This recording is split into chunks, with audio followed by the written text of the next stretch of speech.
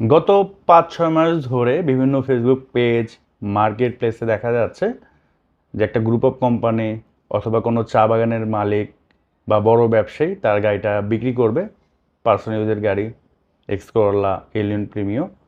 ধরুন একটা 2014 মডেলের প্রিমিও, বাজারে দাম আছে 25 লাখ। ওখানে দেওয়া আছে যে ওনার আর্জেন্ট টাকা দরকার, 20 লাখ টাকা বিক্রি করে দিবে। একটা এক্স করোলা বর্তমানে হয়তো বা মূল্য আছে 11 লাখ 12 লাখ, ওখানে দেওয়া আছে মাত্র 8 লাখ টাকায় সেল করে দিবে। এখন দেখেন, বাংলাদেশের ম্যাক্সিমাম মানুষই তো মধ্যবিত্ত এবং একটা স্বপ্ন দেখে।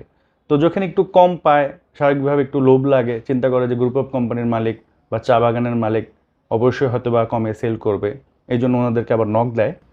আর এই ভিডিওটা আসলে আমি বানাতাম না।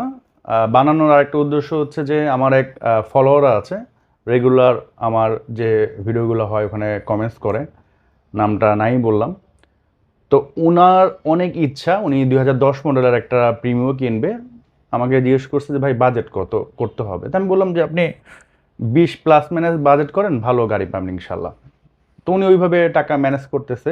এর মধ্যে উনি আমাকে নক দেয় যে ভাই আমি একটা গাড়ি পাইছি 2010 মডেলের, মালিক বিদেশ চলে গেছে, ওনার ভাতিজার নামে নাম ট্রান্সফার করে গেছে কারণ বিক্রি করার জন্য।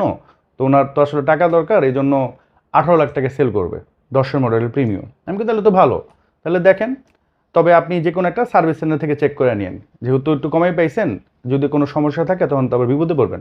কয় না ভাই সমস্যা নাই, আমার এক ফ্রেন্ডের পরিচিত, তো আশা করি সমস্যা হবে না। আমি ঠিক আছে। তো উনি এর মধ্যে আবার মনে 30,000 টাকা তাকে বায়না করে, এরকম 1.5-2 সপ্তাহ হয়ে যায়। তো এর মধ্যে আমি আবার ওনাকে নক দিই যে ভাই গাড়ি কি নিছেন। তো উনি বলতেছে যে ভাই আমি গাড়ি ওনাকে বলতেছি দেখার জন্য, উনি হয়তো বা সময় পাচ্ছেন এই জন্য দেখাচ্ছে না। তো এরকম প্রায় 15-20 দিনের বেশি হয়ে গেছে। তো এর মধ্যে উনি আবার জানতে পারে যে ওই লোক আরও বেশ কয়েকজনের কাছ থেকে এরকম বায়না নিছে। তো দেখেন, আসলে এখানে বায়নাটা উনি কেন করছে, চিন্তা করছে যে এত কম দামে পাচ্ছি, বায়নাটা করে ফেললে গাড়িটা আমার থাকবে। তো স্বাভাবিকভাবে বিভিন্ন ফেসবুক পেজ বা মার্কেট প্লেসে যে পোস্ট মানুষ দেখে, ওনাদেরকে নক দিলে ঘুরে পেছে একটা সময় বলে যে ভাই 3,000 টাকা দেন বা 5,000 টাকা বায়না করে রাখেন, কারণ অনেকেই দেখতে আসতেছে, তো যদি বিক্রি হয়ে যায় তাহলে তার পাবেন না। আর আপনারও একটা লোভ থাকে যে এত কমে পাচ্ছি, তো 3,000 টাকাই তো দিয়ে দিই। তো এরকম করে ওনারা হয়তো বা 10 জন 20 জনের কাছ থেকে বা 50 জনের কাছ থেকে কিন্তু এরকম 1,000 2,000 3,000 5,000 যার কাছ থেকে যা পারে বায়না নিয়ে পরবর্তীতে কী করতেছে, মোবাইলটা সুইচ অফ করে দিচ্ছে। আর আপনার জাস্ট 3,000 টাকা যাচ্ছে, আপনি এটা নিয়ে আর ঘাটাচ্ছেন না।